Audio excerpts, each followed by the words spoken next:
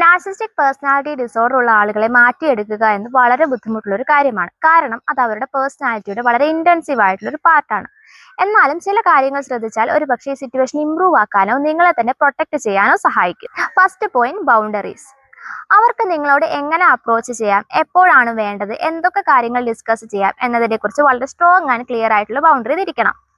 Second point, consistency. ഈ അതിരുകൾ ലംഘിക്കുമ്പോൾ അവരെ നേരിടാനും റെസ്പോൺസിൽ കൺസിസ്റ്റൻസി നിലനിർത്താനും പഠിക്കുക.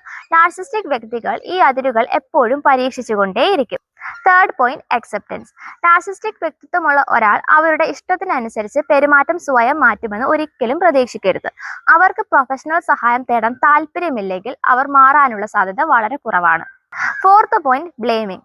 അവരുടെ പെരുമാറ്റത്തിന് കാരണം നിങ്ങളാണെന്ന് അവർ വരുത്തി തീർക്കാൻ ശ്രമിക്കും. ഗ്യാസ് ലൈറ്റിംഗ് പോലുള്ള തന്ത്രങ്ങൾ ഇവിടെയാണ് ഉപയോഗിക്കുന്നത്. ഇത് സത്യമല്ല എന്നുള്ള കാര്യം നിങ്ങൾ എപ്പോഴും മനസ്സിലാക്കുക. Fifth point, encourage them for professional help. Narcissistic personality ഡിസോർഡറിന് കോഗ്നിറ്റീവ് ബിഹേവിയറൽ തെറാപ്പി പോലുള്ളവ സഹായകമാവാം. അവർക്ക് എന്തെങ്കിലും പ്രശ്നമുണ്ടെന്ന് അവർക്ക് തോന്നുന്ന സന്ദർഭങ്ങളിൽ, ഉദാഹരണത്തിന് ജോലിയിലുള്ള പ്രശ്നങ്ങളോ സൗഹൃദങ്ങളിലുള്ള പ്രശ്നങ്ങളോ ഒക്കെ ഉണ്ടാകുമ്പോൾ മാത്രം സഹായം തേടാൻ പ്രോത്സാഹിപ്പിക്കുക.